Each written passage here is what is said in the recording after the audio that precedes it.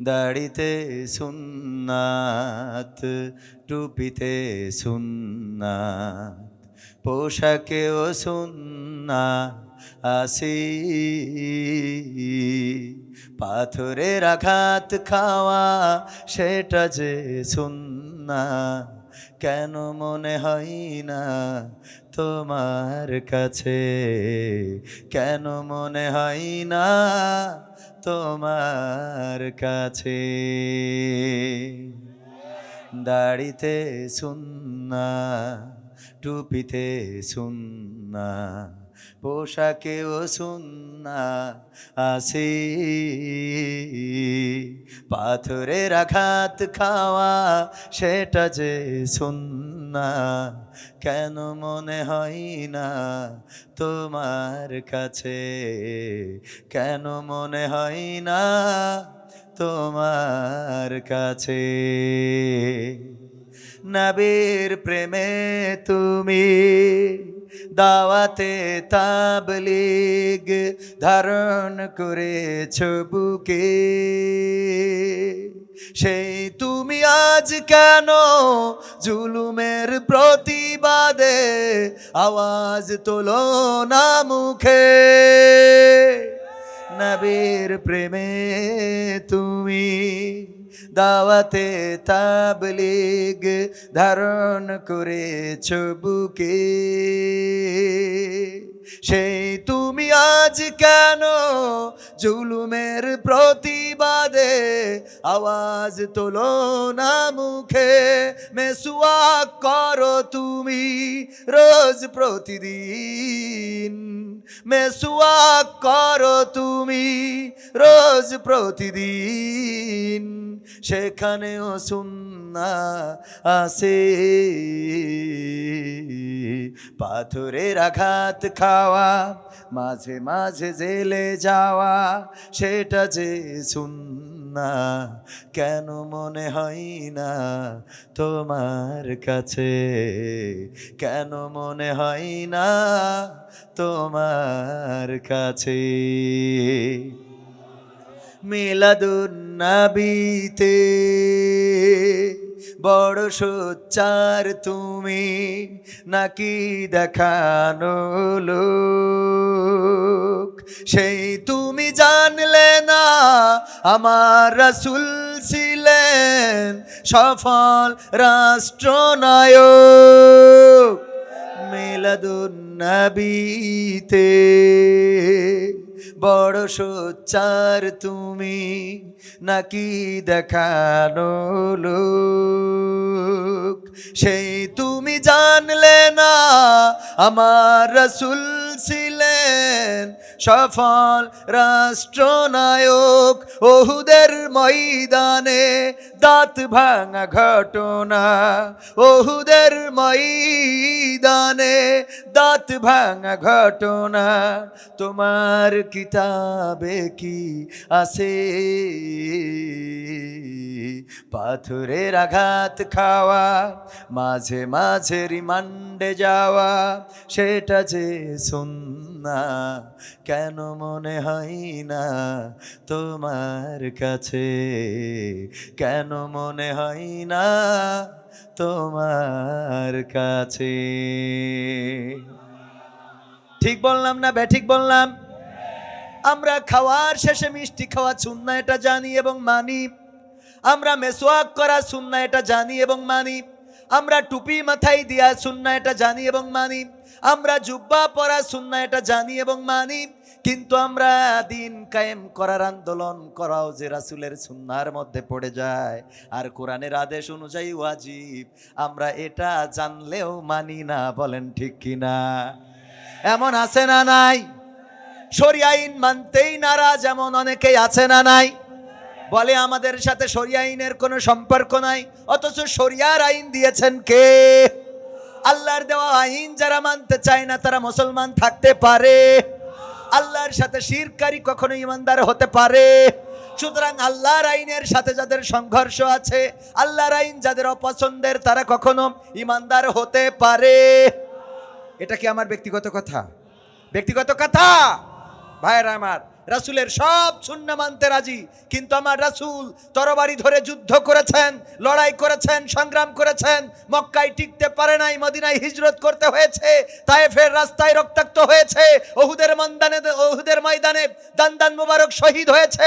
আমার রাসূলের সাহাবারা জীবন দিয়েছেন, শহীদ হয়েছেন, বদর, ওহুদ, খন্দক, মুতার যুদ্ধ করেছেন, যুদ্ধের বিনিময়ে একটি কল্যাণ রাষ্ট্র প্রতিষ্ঠিত করেছেন, মদিনা রাষ্ট্র প্রতিষ্ঠিত করেছেন। রাসূলকে মানেন অথচ এই জাতীয় রাষ্ট্র প্রতিষ্ঠা করা মানেন না, এর অর্থ হলো আপনি রাসূলকেই মানেন না। ঠিক না ঠিক? কারণ রাসূলকে মানলে পা থেকে মাথা পর্যন্ত অনুসরণ করার দরকার আছে না নাই? আমার আল্লাহ বলেছেন, কুল ইন কুনতুম তুহিব্বুনাল্লাহ ফাত্তাবিউনি ইউহিব্বুকুমুল্লাহ। আল্লাহ রাব্বুল আলামিন বলেছেন, তোমরা যদি আল্লাহকে ভালোবাসতে চাও তাহলে আমার রাসূলকে অনুসরণ করো। কাকে অনুসরণ করতে হবে? রাসূল সাল্লাল্লাহু আলাইহি সাল্লামকে অনুসরণ করতে হবে।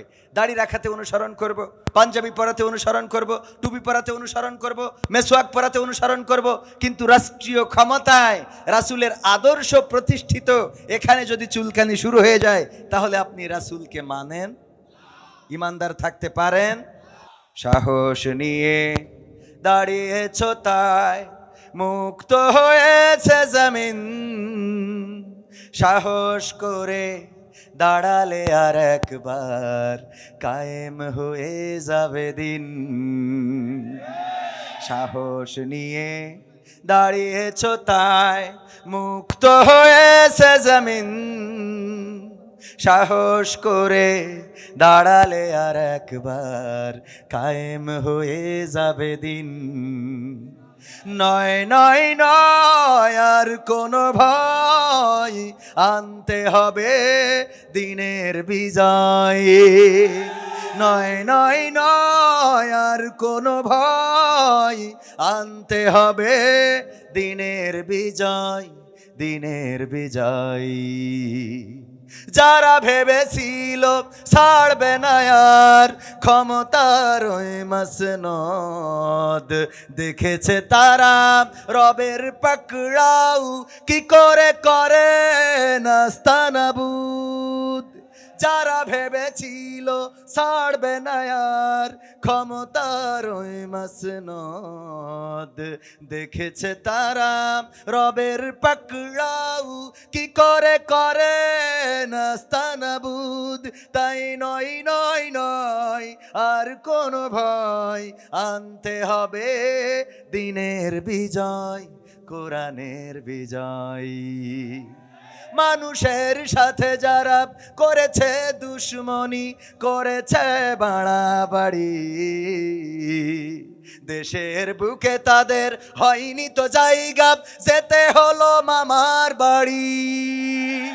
মানুষের সাথে যারা করেছে দুশ্মনী, করেছে বাড়াবাড়ি,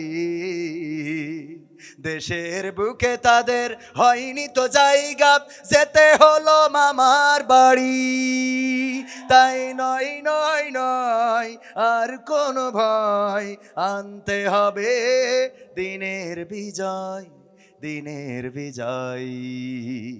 কাবা রক্ষায় যেই মহারব পাঠিয়েছিলেন আবাবিল, আজও তিনি দয়াময় তেমনই আছে, বদলেনি তো এক তিল।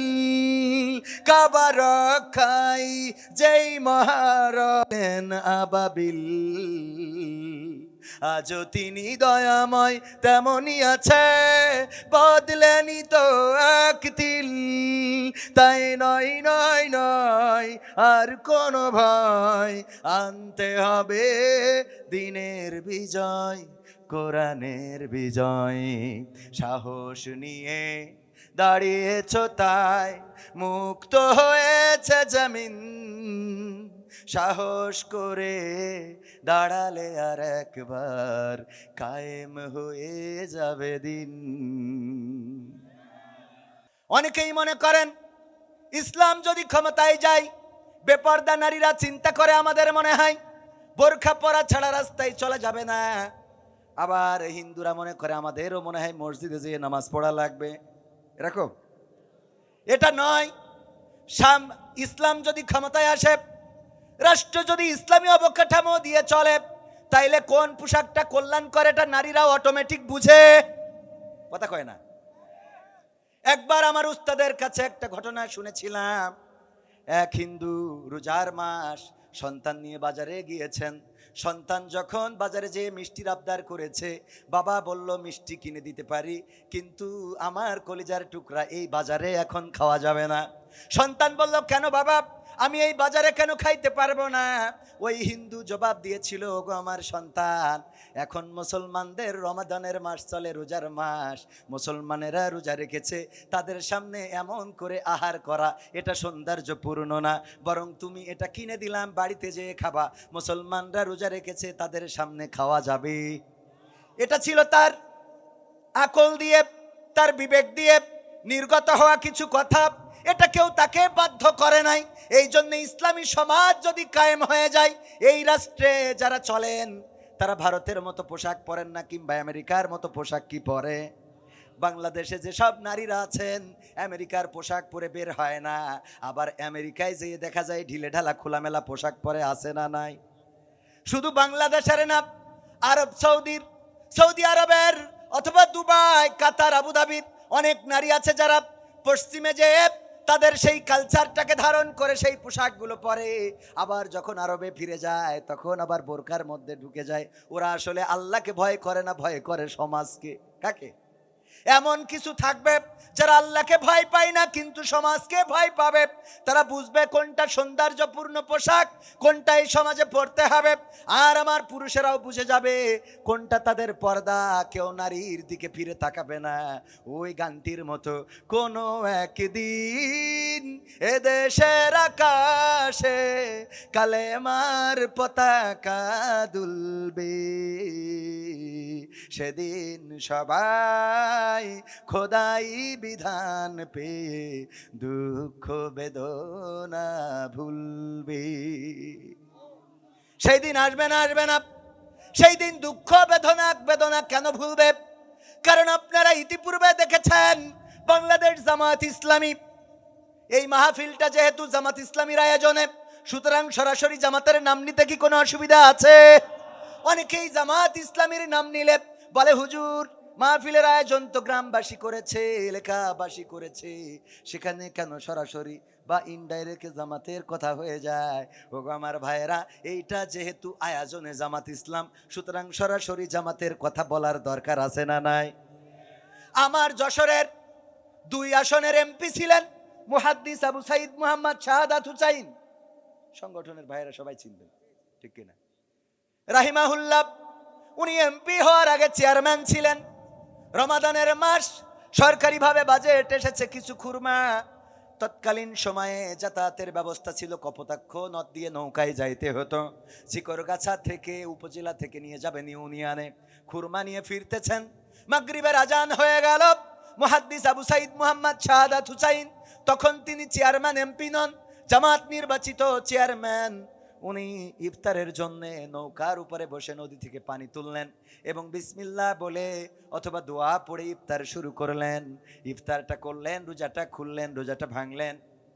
নৌকায় থাকা যাত্রীরা বলল, গো চেয়ারম্যান সাহেব, আপনি কেন এই নোংরা পানি দিয়ে ইফতার করলেন?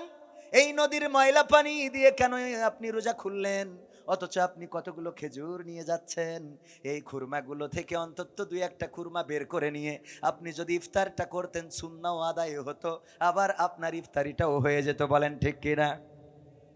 মুহাদ্দিস আবু সাইদ জবাব দিয়েছিলেন, ওগো আমার সহযাত্রীরা, ওগো আমার নৌকার যাত্রীরা, শুনে নাও, এই খুরমাগুলো আমার ইউনিয়নের গরিব দুঃখী মেহনতি জনতার জন্য। আমি চেয়ারম্যান, আমি তাদের প্রতিনিধি, আমি তাদের খাদেম। আমি উপজেলা থেকে নিয়ে যাচ্ছি, যাওয়ার পথে যদি একটা খুরমা বের করেও আমি এখন ইফতার খুলি, পরকালের ময়দানে আল্লাহর বিচারের কাঠগড়ায় আমাকে দাঁড়ানো লাগবে। আল্লাহু আকবার। এই চরিত্র ছিল সাহাবাদের। ওমর বিন আব্দুল আজিজের ঘটনা আপনারা সবাই জানেন, যাকে দ্বিতীয় ওমর বলা হতো। সন্তান বাড়িতে এসে কান্না করছে, ওগো মা, আব্বা আমার সাথে এমন আচরণ করেছে। কি আচরণ? আমার মুখের মধ্যে একটা খুরমা ভরেছিলাম, আঙ্গুলটা ঢুকায়ে বাঁকা করে বের করে নিয়ে এসেছে। কথা বললেই ভুল ধরতে হবে। এটা তো ঠিক না। মুফতি আমির হামজা ভাই উনি যে কথাই বলেন সংসদ সদস্য প্রার্থী হওয়ার পরে সব কথায় ভুল খুঁজে বের করতেছে। খেয়াল করেছেন আপনারা? উনি বললেন আম্মা খাদিজা রাদিয়াল্লাহু তাআলা আনহা তিনি নামাজ পড়েন নাই, রোজা রাখেন নাই, যাকাত দেন নাই, হজ করেন নাই, কিন্তু তিনি জান্নাতি। শুধু জান্নাতি না, আম্মা খাদিজা রাদিয়াল্লাহু তাআলা আনহাকে সালাম জানিয়েছেন কে? আল্লাহ রাব্বুল আলামিন সালাম জানিয়েছে। ওগো আমার ভাইয়েরা, তেমনি একটা আয়াত আমি আপনাদের সামনে 4টা আয়াত তেলাওয়াত করেছি। সূরা ফাজর 27, 28, 29 এবং 30 নম্বর আয়াত ইমাম সাহেবেরা খুব বেশি তেলাওয়াত করেন। ইয়া আইয়াতুহান নাফসুল মুতমাইন্না ইরজিই ইলা রাব্বিকি রাদিয়াতাম মারদিয়া ফাদখুলি ফি ইবাদি ওয়াদখুলি জান্নাতি। আল্লাহ রাব্বুল আলামিন বললেন, এই আয়াতগুলো যখন নাজিল হচ্ছিল, আল্লাহর নবীর পাশে বসা ছিলেন আবু বকর রাদিয়াল্লাহু তাআলা আনহু। আবু বকর রাদিয়াল্লাহু তাআলা আনহু আয়াতগুলো বুঝে ফেললেন, কারণ ভাষা আরবি। আবু বকর রাদিয়াল্লাহু তাআলা আনহু বুঝতেন না। আমাদের মতো না যে আমরা ভাষা বুঝি না, কোরআন বুঝি না, আবার স্টেজে উঠে বলি হুজুর রাজনীতি করবেন না। ঠিক না বেঠিক? হুজুর কোরআন থেকে কথা বলেন, কিন্তু রাজনীতি করা যাবে, এরকম আছে না নাই? কোরআন থেকে কথা বলেন, রাজনীতি করা যাবে না। আমার আব্বা বললেন, আমার আব্বার এক বন্ধু ছিল, তিনিও মাস্টার, নাম না বলে এখনো বেঁচে আছেন।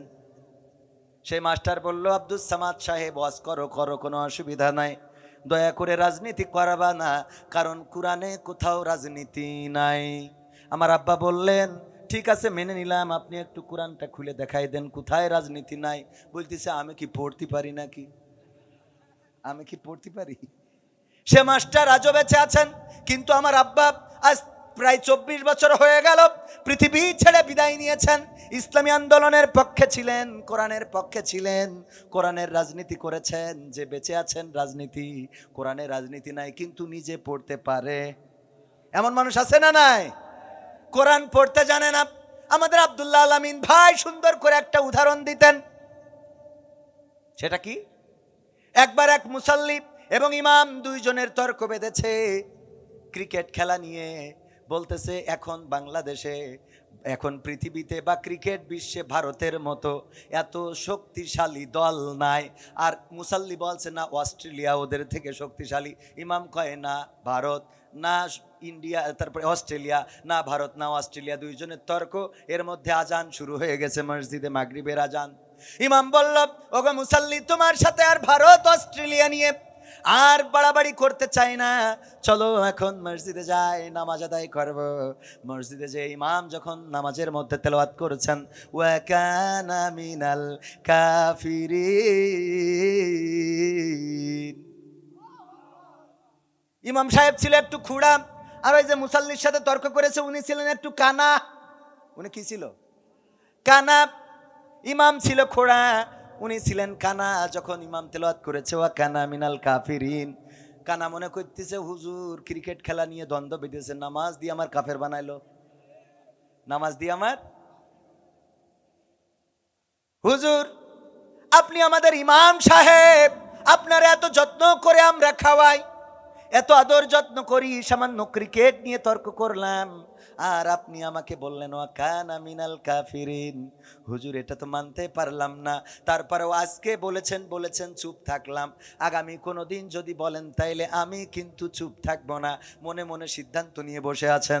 এবার যেদিন ইমাম নামাজের মধ্যে তেলাওয়াত করেছে ওয়া কানা মিনাল কাফিরিন, কানা বলছে, হুজুর আর সহ্য হলো না, এক ক্রিকেট খেলা নিয়ে আপনি আমার কয়বার কাফের বানাবেন? আপনি আমারে নামাজ দিয়ে কাফের বানান। আপনি মনে করেছেন আপনি ইমাম, আপনার বলার ক্ষমতা আছে। আমি মুসাল্লি, আল্লাহ আমার মুক্তাদি হিসাবেও কিছু পাওয়ার দিয়েছেন, লুকমা দেওয়ার ক্ষমতা আছে না নাই? আজকে আমি লুকমা দিয়ে বলছি আল্লাহু আকবার ওয়া খুড়া মিনাল ফাসিকিন। তাহলে কি কোরআন বুঝলো? কথা কয় না, কোরআন কি বুঝেছে? এমন মানুষ আছে না নাই? স্টেজে বসে থাকে, বলে হুজুর কোরআন থেকে কথা বলেন, আপত্তি নাই, কিন্তু রাজনীতির কথা বলবেন না। আমি বলি গোটা কোরআনে সূরা ফাতিহা থেকে শুরু হয়েছে সূরা নাস পর্যন্ত, প্রতিটা আয়াতে, প্রতিটা লাইনে, প্রতিটা পৃষ্ঠায় আল্লাহ রাব্বুল আলামিন তার সার্বভৌমত্বের কথা বলেছেন। আর আল্লাহর সার্বভৌমত্বটাই হলো রাজনীতি। আইন চলবে কার? আমরা তো মানুষের কোনো আইন চালাতে চাই না, আমরা কার্ল মার্কসের আইন চালাতে চাই না, আমরা পশ্চিমাদের আইন চালাতে চাই না, আমরা দাদাবাবুদের আইন চালাতে চাই না, আমরা ডক্টর কামালের আইন চালাতে চাই না। অনেকেই বলে আমাদের ইসলাম নাকি মওদুদির ইসলাম, অথচ আমরা মওদুদির আইন চালাতে চাই। আমরা কার আইন চালাতে চাই? আল্লাহর আইন চালাতে চাই। আপনি যদি আল্লাহর বান্দা হন তাইলে আমাদের সাথে আপনাদের দ্বন্দ্বটা কোথায়? বরং আপনারা যদি আল্লাহর আইন বাস্তবায়নের জন্য সংগ্রাম করেন তাইলে আমাদের দাড়িপাল্লা ফেলে দিয়ে আপনাদের মার্কা নিয়ে মিছিল করতে আপত্তি কি আছে? কথা কয় না আছে? আপনারা যদি কোরআন কায়েমের আন্দোলন করেন, আপনারা যদি দিন কায়েমের জন্য রাজপথে অগ্রণী ভূমিকা রাখেন, আর যদি বলেন এই জমিনে আল্লাহর বিধান চলবে, আল্লাহর জমিনে আল্লাহর আইন চাই, সৎলোকের শাসন চাই, এই কথা যদি আপনারা ঘোষণা দিতে পারেন, মার্কা দেখা হবে না, কোন লোক দেখা হবে না, সে যে লোক হয় হোক, আমরা সেই লোকের পক্ষের লোক। সে যে হয় হোক আমরা তার পক্ষের লোক। ওগো আমার ভাইয়েরা, আমির হামজা ভাইয়ের সেই কথা রেখে এসেছিলাম, মনে আছে? তিনি বললেন বিবি খাদিজা নামাজ পড়ে নাই, রোজা করে নাই, যাকাত দেয় নাই, হজ করে নাই, কিন্তু এই মানুষটা শুধু জান্নাতি না। সালাম জানিয়েছেন কে? আল্লাহ রাব্বুল আলামিন সালাম বললেন, ফেরেশতা জিবরাইল কি দিয়ে সালাম জানালেন। যখন খাদিজা রাদিয়াল্লাহু তাআলা আনহা খাবার নিয়ে ওই হেরা পর্বতের গুহায় উঠছেন, আল্লাহর নবীকে ফেরেশতা জিবরাইল বললেন, ওগো নবী, আমি দেখতে পাচ্ছি খাদিজা আপনার দিকে আসে, আমার যাওয়ার সময় হয়ে এলো, আমি চলে যাই। আপনি খাদিজাকে দুইটা সুসংবাদ দেবেন। এক নম্বর সুসংবাদ হলো, ওগো নবী, বলবেন জিবরাইল আলাইহিস সালাম আপনাকে সালাম বলেছে। এবং দুই নম্বর সুসংবাদ হলো আল্লাহ রাব্বুল আলামিন নিজেই বিবি খাদিজাকে সালাম জানিয়েছে। আল্লাহর নবী বিবি খাদিজা আসার পরে বললেন, ওগো খাদিজা, তোমার জন্য দুইটা সুসংবাদ। একটা ফেরেশতা জিবরাইল তোমাকে সালাম বলেছে, আর একটা আমার রব, তোমার রব আল্লাহ রাব্বুল আলামিন তোমাকে সালাম পাঠিয়েছেন।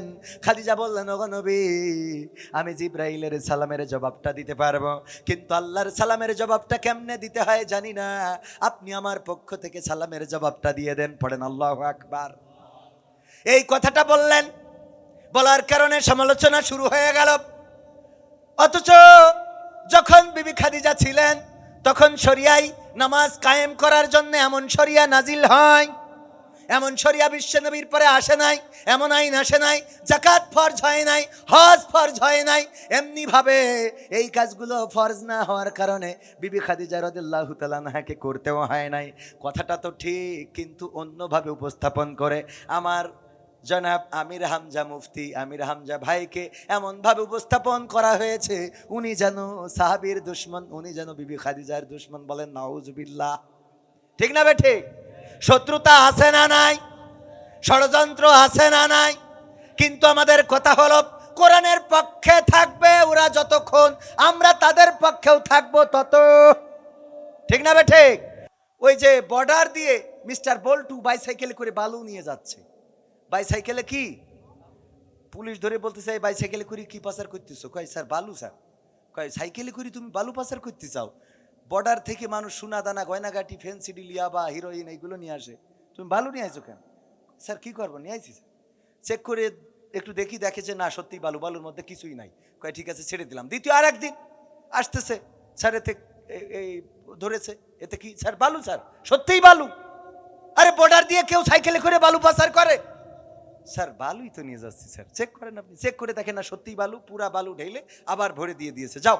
তৃতীয় দিন আবার আসতেছে, বাইসাইকেলে করে কি নিয়ে আসছে? বালুর বস্তা। এই বালুর মধ্যে নিশ্চয়ই কিছু আছে। না স্যার কিছু নাই স্যার, এটা ঢাকায় পাঠাবো, ল্যাব দিয়ে চেক করবো। চেক করে দেখে না সত্যিই বালু। তাহেরপুর আপনাদের বাজারে দেখা হয়েছে, দেখা হওয়ার পরে বলতেছে, তোর ওই ল্যাবের পরীক্ষা তো আইছে মিস্টার বল্টু, ও তো তোর আসলে সত্যিই বালু, কোনো নাশকতা নেই, কিছু নেই। তা তুই সাইকেলে করে খালি বালু পাচার করিস কেন ভারত থেকে? বলতেছে স্যার আপনি জিজ্ঞেস করলেন আনঅফিসিয়াল ভাবে, এখন আনঅফিসিয়াল ভাবে কি একটা কথা বলবো? তো বলছে বল। তো বলছে আনঅফিসিয়াল ভাবেই বলি স্যার, আমি আসলে সাইকেলে করি, বালু পাচার করি না, আমি মূলত ওই সাইকেলটা পাচার করি। মূলত পাচার করে কি আর পড়ি পড়ি চেক করে কি। আমাদের অবস্থা সেইটা। আগেও যা কিছু হয়েছে এক বাক্যে বলে দিয়েছে জামাত শিবিরের কাজ, ঠিক না বে ঠিক? এখনো চলে গেছে, পোস্টার বানাইছে, সেই পোস্টারে ডক্টর ইউনূস, মা আসিফ নজরুল, তারপরে এই যে আসিফ মাহমুদ, হ্যাঁ, এখন হাঁস খাইতে যায়। আগে বাটন ফোন চালাইতো, এখন দুইটা করে বড় ফোন থাকে হাতে, কথা কয় না। যারাই যাই কনে বৃন্দাবনে উড়াই হয় কি কি হয়ে যায় না, রাবণ না কি এরকম কি হয় কোন জায়গায় যাই। তো যারাই চেয়ারে বসে ওরাই দেখি এখন সকালে উনার আর পান্তা ভাত ভাল লাগে না, ওই হোটেলের ডাল ভাল লাগে না, যদি গাড়ি না পায় হাঁটতে হাঁটতে যে হাঁসের গোস্ত খেয়ে আসে। আরে বাবা, তোমার বাপের টাকা, কথা কয় না। এইগুলো সরিয়ে ইসলামী শক্তিকে ক্ষমতায় বসানো দরকার এই জন্যে, কারণ আমাদের মুহতারাম আমির ঘোষণা দিয়েছেন আমাদের সরকার, আমাদের এমপি মন্ত্রীরা যদি সরকার গঠন করে, আমাদের দল যদি রাষ্ট্র ক্ষমতায় আসে, আমরা ট্যাক্স বিহীন গাড়িটাও চালাবো না। সম্পদ কমবে ছাড়া বাড়বে না, সম্পদ কমবে ছাড়া বাড়বে না। এটাই ছিল রাসূলের আদর্শ। আল্লাহর রাসূল সাল্লাল্লাহু আলাইহি সাল্লাম যখন খাদিজা রাদিয়াল্লাহু তাআলা আনহাকে বিবাহ করলেন, মক্কাবাসী বলল দেখো খাদিজা এত ধনী, এত কোটিপতি, এত টাকার মালিক, এত ব্যবসা বাণিজ্য তার, কোথায় নাই, সব জায়গায় সম্পদ, অথচ সেই মানুষটা তার আন্ডারে চাকরি নিয়েছিল এমন মোহাম্মদ, এতিম মোহাম্মদকে বিয়ে করলো, এটা কি তার সাথে সামঞ্জস্যতা থাকলো নাকি? এই কথা শোনার পরে খাদিজা রাদিয়াল্লাহু তাআলা আনহা ডাক দিলেন, মক্কাবাসীদেরকে দাওয়াত করলেন, অনেক বড় অনুষ্ঠান করে সবাইকে দাওয়াত খাওয়ালেন এবং স্টাম্প লিখলেন। সেই স্টাম্পে লিখলেন আমার যত সম্পদ আছে সব সম্পদের মালিক আমি আমার স্বামী মুহাম্মদ বিন আব্দুল্লাহকে করে দিলাম।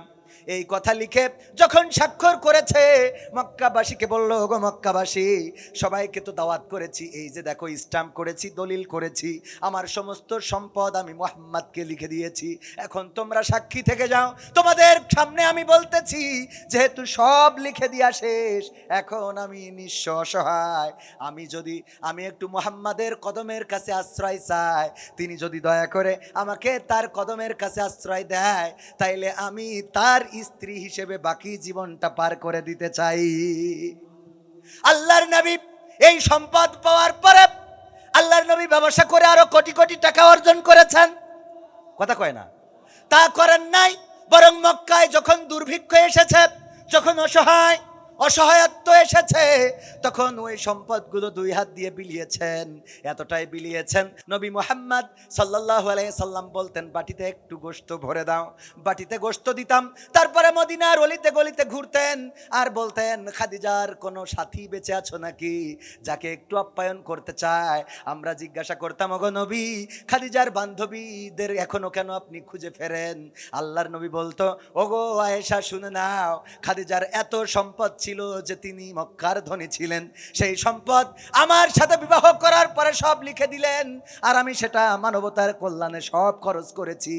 খরচ করার পরে এমন দিন গিয়েছে, দিনের পরে দিন আমরা না খেয়ে থেকেছি, 3 দিন পর্যন্ত চুলা জ্বলে নাই, কিন্তু কোনোদিন খাদিজা অভিযোগ করে নাই ওগো আমার স্বামী, ওগো নবী, আমি এত সম্পদ আপনার পায়ের কাছে দিয়েছিলাম, একটাও আপনি রাখেন নাই, সব দান করে দিয়েছেন, আজকে আমাদের না খেয়ে থাকা লাগে, এমন কোনো অভিযোগ বিবি খাদিজা করে নাই।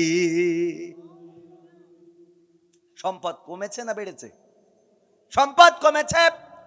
খুরমা বের করলেন আব্দুল আজিজ, ওমর বিন আব্দুল আজিজ, খুরমা বের করার পরে সন্তান যে আমার কাছে নালিশ করলো, গো মা, আমার পিতা আমার সাথে এমন আচরণ করেছে। বাড়িতে যখন ফিরলেন, স্ত্রী বলছে তোমার রাষ্ট্র ক্ষমতায় থাকার দরকার নেই, তুমি এমন আমির হয়ে লাভ কি, প্রেসিডেন্ট হয়ে লাভ কি, তুমি আমিরুল মুমিনিন হয়ে লাভ কি? সন্তান একটা খুরমা মুখে ভরেছে আর সেটা তুমি আঙুল বাঁকা করে বের করে নিয়ে এসেছো, এমন পিতা হওয়ার থেকে না হওয়া তো ভালো ছিল। সন্তান জন্ম দেওয়ার দরকারটা কি ছিল? ওমর বিন আব্দুল আজিজ উত্তর দিলেন, ওগো স্ত্রী, আমার সন্তান আজকে যে খুরমাটা মুখে ভরেছে ওই খুরমাটা আমার না, ওই খুরমাটা রাষ্ট্রীয় কোষাগারের সম্পদ। ওই খুরমাটা খাওয়ার ক্ষমতা আমার সন্তানেরও নাই, আমারও নাই। ওই একটা খুরমা যদি আমার সন্তান খেয়ে ফেলতো, বিচারের কাঠগড়ায় আমাকে দাঁড়িয়ে কৈফিয়ত দিতে হতো। সেই মানুষ তৈরি করে ইসলাম, সেই মানুষ তৈরি করে কোরআন, সেই মানুষ, সেই আদর্শের মানুষ তৈরি হয় নবীর সাহাবীদের আদর্শে আদর্শিত যারা, সেই আদর্শের মানুষ ছিলেন আবু সাইদ মোহাম্মদ শাহাদাত হুসাইন সহ আরো যারা নির্বাচিত হয়েছিলেন। 2টা মন্ত্রণালয় 3টা মন্ত্রণালয় চালিয়েছেন 2জন মন্ত্রী। দূরবীন দিয়ে খোঁজ করে একটা দুর্নীতি প্রমাণ করতে কি পেরেছে? কিন্তু দুর্নীতির নামে মিথ্যা মামলাটাও দিতে সাহস করে নাই। ঠিক না বেঠে?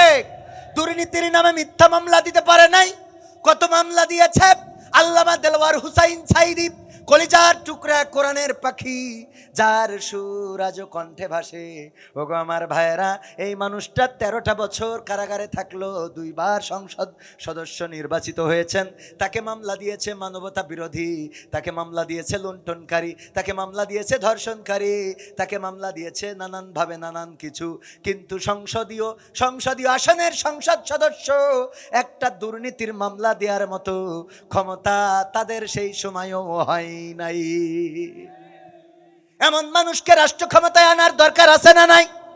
এই মানুষটা যদি বিএনপি তৈরি করে তাইলে আমরা সেই বিএনপির পক্ষের লোক। এই মানুষটা যদি আওয়ামী লীগ তৈরি করে আমরা আওয়ামী লীগের পক্ষের লোক। এই মানুষটা যদি জাসদ বাসদ হেফাজত তারা তৈরি করে আমরা তাদের পক্ষের লোক। আর এই মানুষের বিপক্ষে যদি দাঁড়িয়ে যায় জামাত ইসলাম, তাইলে সেই জামাতের বিরুদ্ধে স্লোগান দেওয়া লোক আমরা। ঠিক না বেঠে? ভাইয়েরা আমার, অল্প সময় আর বাকি আছে, আর কয়েকটা মিনিট আপনাদের কাছ থেকে চেয়ে নেব। যে আয়াতে কারিমা তেলাওয়াত করেছি সূরা ফজর 27, 28, 29, 30 আয়াতটা প্রায় সবার মুখস্থ যখন নাজিল হচ্ছিল, তখন আবু বকর রাদিয়াল্লাহু তাআলা আনহু বললেন, ওগো নবী, এত সুন্দর কথা আল্লাহ বলেছেন, এত চমৎকার কথা, এই কথাগুলো কার জন্য বললেন, কিসের জন্য বললেন? কথাগুলো কি? আল্লাহ ডাক দিয়ে বলছেন, হে প্রশান্ত আত্মা, তুমি ফিরে আসো তোমার রবের দিকে। কার দিকে? কার দিকে? রবের দিকে ফিরে আসো প্রশান্ত চিত্তে, রবের দিকে ফিরে আসো সন্তুষ্ট চিত্তে এবং সন্তোষ ভাজন হয়ে। তার মানে যেই রবের দিকে ফিরে আসতে বলছি সেই রব তোমার উপরে সন্তুষ্ট এবং তুমিও সেই রবের উপরে সন্তুষ্ট ভাবেই চলে আসো আর দাখিল হয়ে যাও আমার বান্দাদের কাতারে, আর প্রবেশ করো জান্নাতে। পড়েন সুবহানাল্লাহ। আল্লাহর নবীকে প্রশ্ন করলেন, ওগো নবী, এই চমৎকার কথাগুলো কাদেরকে বলা হবে? আল্লাহর নবী বললেন, ওগো আবু বকর, শুনে নাও, এই কথাগুলো তোমার মৃত্যুর সময় আল্লাহ রাব্বুল আলামিন তোমাকে ডাক দিয়ে বলবেন। সুবহানাল্লাহ বলবেন। আল্লাহ ডাক দিয়ে বলবেন, ওগো বান্দা, ফিরে আসো, ওগো প্রশান্ত আত্মা, ফিরে আসো তোমার রবের দিকে সন্তুষ্ট চিত্তে এবং সন্তোষ ভাজন হয়ে দাখিল হয়ে যাও আমার বান্দাদের কাতারে আর প্রবেশ করো জান্নাতে। মৃত্যুর সময় যদি কাউকে এই 4টা আয়াত আল্লাহ রাব্বুল আলামিন শোনায়, এর চেয়ে ভাগ্যবান দুনিয়ার পরে আর কেউ কি থাকতে পারে? আর কেউ থাকতে পারে? এই ভাগ্য আমাদের দরকার আছে না নাই? এই ভাগ্য কারা কারা চান? হাত দেখতে চাই। ওগো আমার ভাইয়েরা, মৃত্যুর সময় আল্লাহ ডাক দিবেন, এর চেয়ে বড় শান্তির আর কি হতে পারে? এর চেয়ে বড় ভাগ্যের আর কি হতে পারে? যখন দল করে, দল করার পরে প্রতীক নিয়ে লড়াই আছে না নাই? নমিনেশন পাবো কি পাবো না লড়াই আছে না নাই?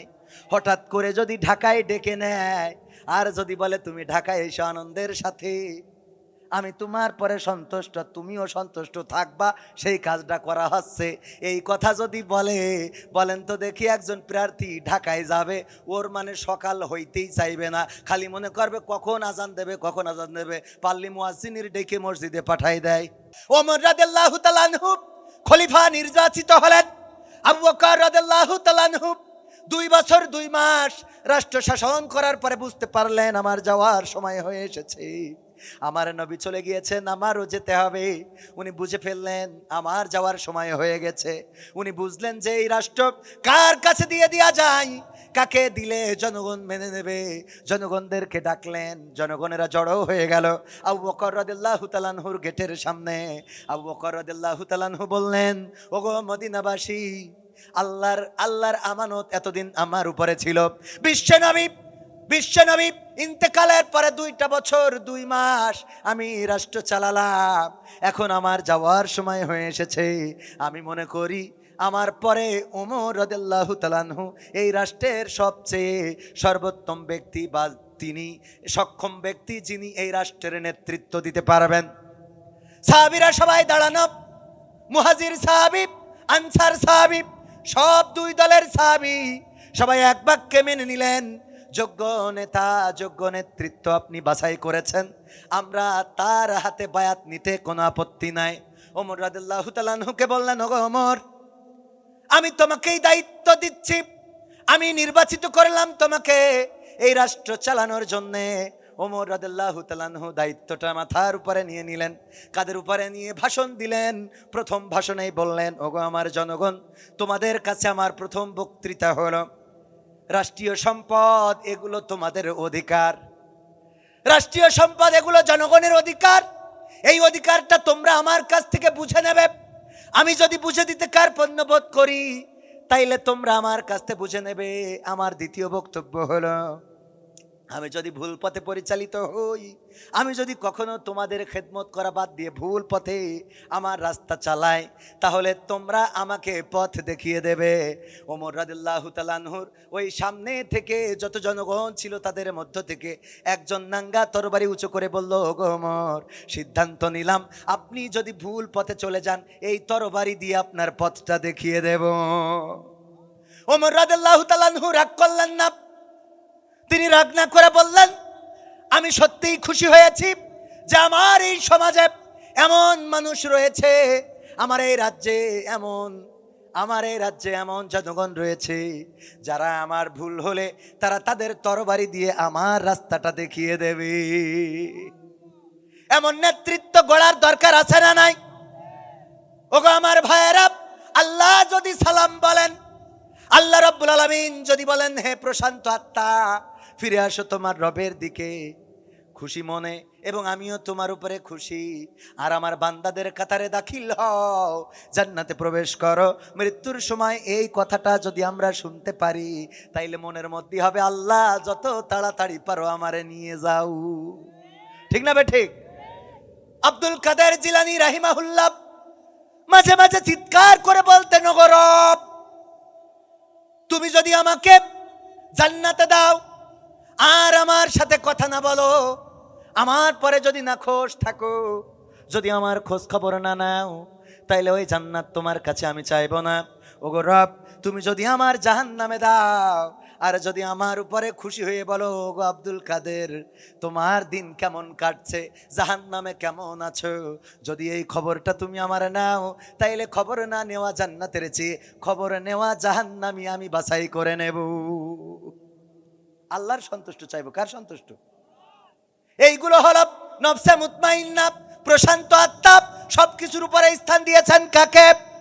যদি আপনার নফসে মুতমাইন্না হতে হয়, যদি আল্লাহর সন্তুষ্টি যদি পেতে হয়, যদি আল্লাহ আপনার উপরে সন্তুষ্ট থাকবে এটা চান, তাহলে প্রথম কাজ হলো আপনাকে ঘোষণা দিতে হবে, ইন্না সলাতি ওয়া নুসুকি ওয়া মাহিয়ায়া ওয়া মামাতি লিল্লাহি রাব্বিল আলামিন। আপনাকে বলতে হবে, ওগো রব, নিশ্চয় আমার সালাত, আমার কুরবানি, আমার জীবন, আমার মরণ সব কার জন্যে? কার জন্যে? আল্লাহর জন্যে। এই ঘোষণাটা দিতে হবে। আল্লাহর জন্য নিবেদিত প্রাণ যারা ছিলেন, আল্লাহর নবীগণ, আদম আলাইহিসসালাম যখন আল্লাহর বিরাগ ভাজন হয়ে গেলেন, জান্নাত থেকে বের করে দিয়ে দুনিয়ায় পাঠিয়ে দেয়া হলো। এটার পরে হযরত আদম আলাইহিসসালাম বললেন, আল্লাহ, যেহেতু জান্নাতে ছিলাম বের করে দিছাও, আর আমি তোমার ইবাদত করব না। বলেছেন এই কথা? তিনি কি বললেন? রব্বানা যালামনা আনফুসানা ওয়া ইল্লাম তাগফির লানা ওয়া তারহামনা লানাকুনান্না মিনাল খাসিরিন। আদম আলাইহিস সালাম বললেন, ওগো রব, আমি আমার উপরে জুলুম করেছি, তুমি আমার ক্ষমা করো এবং আমার উপরে দয়া করো।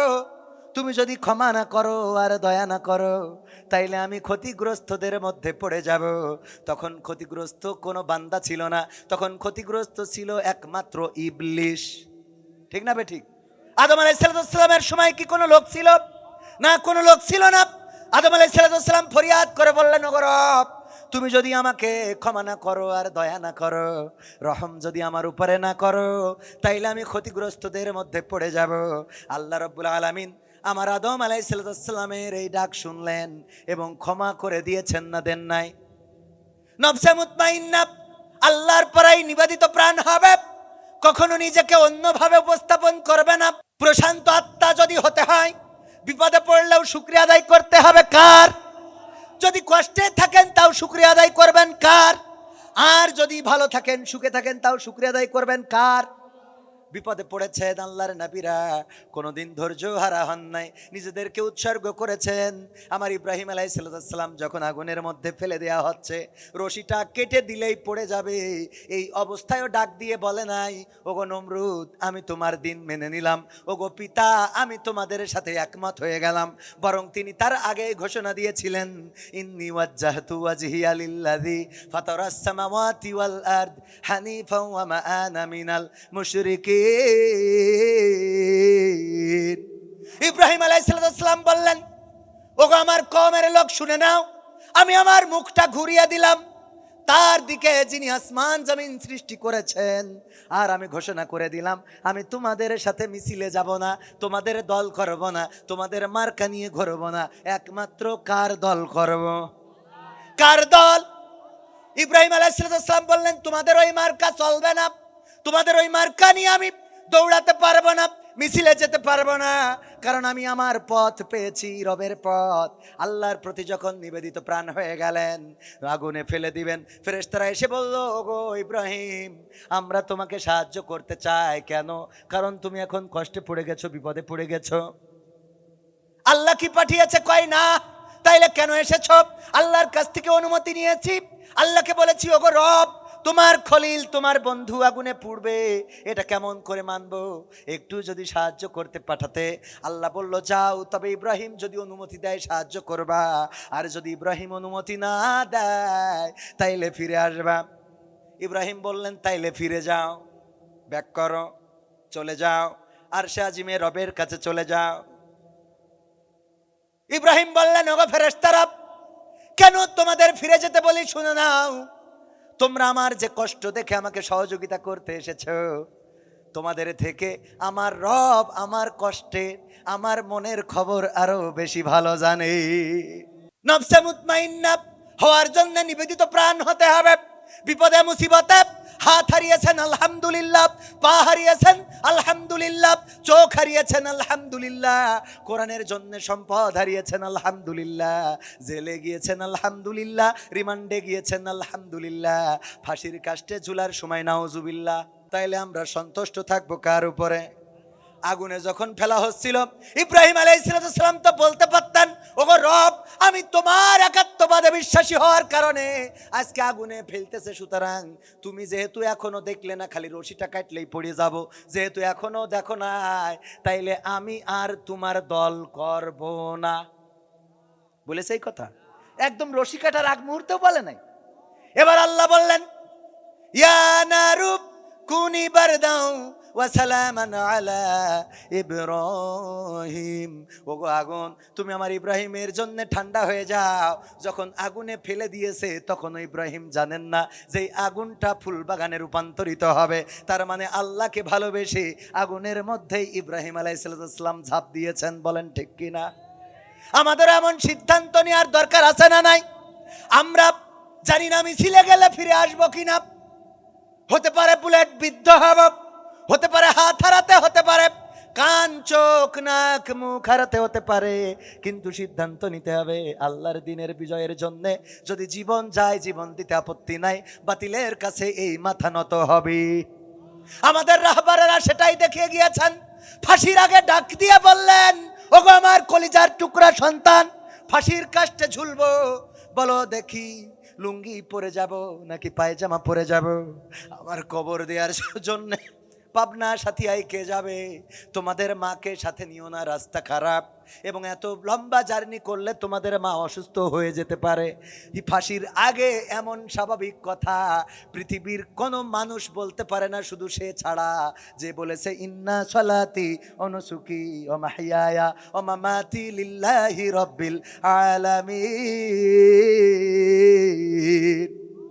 আর আল্লাহ রাব্বুল আলামিন এই আত্মাদেরকেই ডাক দিয়ে বলবেন, ওগো নফসে মুতমাইন্না, ফিরে আসো তোমার রবের কাছে সন্তুষ্ট হয়ে এবং সন্তোষভাজন হয়ে, আর আমার বান্দাদের কাতারে দাখিল হয়ে যাও। তার মানে নবী ওলিদের কাতারে দাখিল হয়ে যাও। নবী ইউনূস আলাইহিস সালাম প্রশান্ত আত্মা কেমন গুণ ছিল, যখন নৌকা থেকে ফেলে দেওয়া হয়ে গেল, মাছের পেটের মধ্যে চলে গেল, মাছ গিলে নিল। এরপরে ইউনূস বলল, আল্লাহ তোমার দিন প্রচার করি, কেউ মানতেও চায় না, আবার নৌকায় চড়লাম তাও ফেলাই দিলে নদীতে, মাছেও গিলে নিল, আজকের থেকে এই দল করা বাদ। কি বললেন? লা ইলাহা ইল্লা আনতা সুবহানাকা ইন্নী কুনতু মিনাজ জালিমিন। ওগো রব, তুমি মহাপবিত্র, তুমি অনেক বড়, তুমি অনেক বড় পবিত্র, তোমার মতো পবিত্র কেউ নাই। ওগো আল্লাহ, তুমি আমাকে ক্ষমা করো। আমরা তোমার ওই আল্লাহর ইবাদত না করে নমরুদের কথা মেনে নিই, ফেরাউনের কথা মেনে নিই, সেটাই ভালো। এখন তুমি আমাদের এই 12টা গোত্রকে এমন জায়গায় এনে দাঁড় করিয়েছো যে এখন স্যারেন্ডার করলেও উপায় নেই, হয় নদীতে চুবানি খাইতে হবে, নাই ফেরাউনের বাহিনীর হাতে জীবনটা চলে যাবে। মুসা বলো এখন কি করবা? মুসা আলাইহিস সালাম টেনশনে মাথা খারাপ হয়ে যাচ্ছে, হয়েছে এরকম, রিল্যাক্সে দাঁড়িয়ে আছেন। নমরুদের বাহিনী খুব কাছাকাছি, আরো কাছে আরো কাছে। মুসা আলাইহিস সালাম হুঁশ হারালেন না, হতাশ হলেন না, কারণ তিনি জানেন আমার আল্লাহ বলেছেন লা তাকনাতু মির রাহমাতিল্লাহ, আমার রহমত থেকে নিরাশ, আল্লাহর রহমত থেকে নিরাশ হতে নিষেধ করেছেন। নফসে মুতমাইন্নার গুণ, নদীর কিনারায় দাঁড়িয়ে রয়েছেন, আর ফেরাউনের বাহিনী এগিয়ে আসে, তবুও কোনো স্যারেন্ডার নয়, কোনো টেনশন নয়, কোনো দুঃখ নয়। খুব কাছে আসার পরে আল্লাহ বললেন, ওগো মুসা হাতের লাঠিটা দিয়ে কি করো? কয় পাতা পাড়ি ছাগল রে খাওয়ায়, পথের পাথর সরায়। বলল নদীতে বাড়ি দাও, নদীতে বাড়ি দিলেন, 12টা রাস্তা করে দিলেন। কি 12টা গোত্র রাস্তা দিয়ে পার হয়ে গেল। ওগো আমার ভাইয়েরা, এই হলো নফসে মুতমাইন্না ইসমাইল আলাইহিস সালাম। তাকে কুরবানি করার জন্য নিয়ে যাচ্ছেন ইব্রাহিম আলাইহিস সালাম। যখন ময়দানে নিয়ে গেল, যাওয়ার পরে বলছেন, ইয়া বুনাইয়া ইন্নী আরা ফিল মানামি আন্নী আযবাহুকা ফানজুর মাযা তারা। ওগো আমার কলিজার টুকরা সন্তান, আমি স্বপ্নে দেখেছি আমি তোমাকে জবাই করছি, এখন তোমার ওপিনিয়ন কি, তোমার মতামত কি বলো? ইসমাইল বলতেছে, আমার ছোটবেলায় মরুভূমিতে রেখে গেলে মার কাছে, যেখানে পানি ছিল না, যেখানে নদী ছিল না, খাবার ছিল না, ঘর ছিল না, বাড়ি ছিল না, ফুল ছিল না, পাখি ছিল না, ছায়া ছিল না, যেখানে বসবাসের উপযোগী ছিল না, এমন জায়গায় আমার মা এবং আমাকে ফেলে রেখে চলে গিয়েছেন। পানি না থাকার কারণে আমার মা সাফা মারোয়া দৌড়াইয়েছে 7 বার, তারপরে আমার লাঠির মাধ্যমে জমজম কূপ তৈরি হয়েছে। এত কষ্ট করে আমার মা বড় করলো, আমি বড় হইলাম, আর আজকে আমার কুরবানি করবা, আব্বা তোমার আন্দাজটা কি বলো? বলেছেন এ কথা, কত সুন্দর। নফসে মুতমাইন্না শিশু নবী, তখন শিশু, বললেন ইয়া আবাতি ফাল মা তুমারু সাতাজিদুনি ইনশাআল্লাহু মিনাস সাবিরিন। ওগো আমার বাবা, ওগো আমার পিতা, আপনি আপনার স্বপ্ন দেখা কাজটা শেষ করেন, যেটা স্বপ্নে দেখেছেন সেটাই পালন করে ফেলেন, নিশ্চয় আপনি আমাকে ধৈর্যশীলদের মাঝে খুঁজে পাবেন। একের পর এক মামলা, রিমান্ডের পরে রিমান্ড, জেলের পরে জেল, জুলুমের পরে জুলুম, অফার দেয়া হলো, মন্ত্রিত্ব দেয়া হবে, অফার দেয়া হলো, যদি রাজনীতি না করেন এই ঘোষণা দেন তাইলে মুক্তি দেয়া হবে। জেল মেনে নিয়েছেন, জুলুম মেনে নিয়েছেন, রিমান্ড মেনে নিয়েছেন, কিন্তু বাতিলের কাছে আপোষ করেন নাই, মাথা নত করে নাই, বরং আল্লাহর কাছে নফসে মুতমাইন্না প্রশান্ত আত্মা হিসাবে আল্লাহর কাছে হাজিরা দিয়েছেন। বলেন ঠিক কিনা? এরাই হলো আল্লাহর বান্দা, এরা কার বান্দা? শর্ট কথা হলো, যদি আপনি নফসে মুতমাইন্নার অধিকারী হতে চান, আল্লাহ আপনাকে ডাক দিক, বলুক যে হে প্রশান্ত আত্মা, ফিরে আসো তোমার রবের কাছে আর সন্তুষ্ট থাকো এবং আমিও তোমার উপরে সন্তুষ্ট, দাখিল হও আমার বান্দাদের কাতারে, প্রবেশ করো জান্নাতে। এই ডাকটা যদি মৃত্যুর সময় শুনতে হয়, তাইলে আমার নবী, আমার সাহাবী, আমার অলি আউলিয়া এবং ইসলামী আন্দোলনের নেতাকর্মীরা যেভাবে নিজেদের ত্যাগ স্বীকার করে গেছেন, এমন ত্যাগ স্বীকার যদি করতে পারেন, তবে আল্লাহ রব্বুল আলামিন আপনাকে নফসে মুতমাইন্নার অধিকারী বানাবেন। পড়েন সুবহানাল্লাহ। আবার অনেক মসজিদ আছে যেই মসজিদে সত্য কথা উচ্চস্বরে বলতে দেয় না। মসজিদের সভাপতি সুদখোর, ইমাম যদি সুদের রস করে, সভাপতি সাহেব ইমামকে ডেকে বলে, গো ইমাম, নতুন নিয়োগ দিলাম, আমি যে সুদ খাই আপনারে বলি দেশকে। কয় আমি কি করে জানবো? আমি তো রাজশাহী থেকে এসেছি যশোর ইবাদত ইমামতি করার জন্য, আমি জানার কথা না। বললাম নিশ্চয় কেউ বলেছে, না হইলে আজকে সুদের রস কেন করলেন? কয় সুদের রস করেছি, কোরআনে আছে তাই। কোরআন বলেছে ব্যবসাকে হালাল করেছি, সুদকে হারাম, তাই বলেছি। কয় বলেছেন ভালো কথা, কিন্তু দেখছিলাম যখন বয়ান করেছিলেন তখন বারবার আমার দিকে তাকাচ্ছিলেন। আমাদের মাহমুদুল হাসান জিহাদি, উনি ওয়াজ করতেন রাহিমাহুল্লাহ, কবরবাসী হয়েছেন, আল্লাহ তাকে মাফ করুন। এমন জিহাদি ছিল, মানে বক্তৃতার ময়দান গরম করে ফেলতেন। সেই সময় মিডিয়া ছিল না, এত ক্যামেরা, এত লাইটিং, এত মাহফিলের চাকচিক্য ছিল না, কিন্তু সেই সময় জিহাদিপূর্ণ বয়ান করতেন। ওই মানুষটার মুখে আমরা ওয়াজ শুনতে যেতাম ছোটবেলায়। তো একবার বলতেছে, আমি মানে উনি ওয়াজ করে বাড়ি ফিরতেছেন, মোড়ের মাথায় দেখেন যে একজন প্রকৃতির কাজ সারছে রাত্রে। প্রকৃতির কাজ সারা পর্যন্ত পায়খানা করছে। তো চিন্তা করলো রাস্তার পাশে এই কাজ করা তো ঠিক না, বাড়িতে যাইতো টয়লেটে বা একটু নিচেই নামতো। তো একটু লজ্জা দেওয়ার জন্য মোটরসাইকেলের হেডলাইটটা ঘুরাই ধরেছে, যে ও যেন লজ্জা পেয়ে আর জীবনে এই কাজ না করে। ও এত লজ্জা পাইছে যে লুঙ্গি তুলে মুখ ঢেকে চুপচাপ বসে আছে। এটা লজ্জা পাওয়া না? তার মানে নিচে যা হয় হোক, উপর রক্ষা করি আগে। এমন যারা এখন যারা আন্দোলনে নামবে, তাদের বলবো দয়া করে এই নিচে আগলা করে উপর রক্ষা করতে যেও না, তাইলে নিচেও যাবে উপরও যাবে। ঠিক না বেঠে? 14টা মাস সহ্য হয় না, 16টা মাস সহ্য হয় না, 17টা মাস সহ্য হয় না, অথচ আমরা 17টা বছর জুলুম সহ্য করলাম, নির্যাতন সহ্য করলাম, অপমান সহ্য করলাম, রিমান্ড সহ্য করলাম, এমনকি ফাঁসির কাস্টে ঝুলে ঝুলে আমাদের বান্দাদেরকে, আমাদের রাহবারদেরকে বিদায় করা হলো।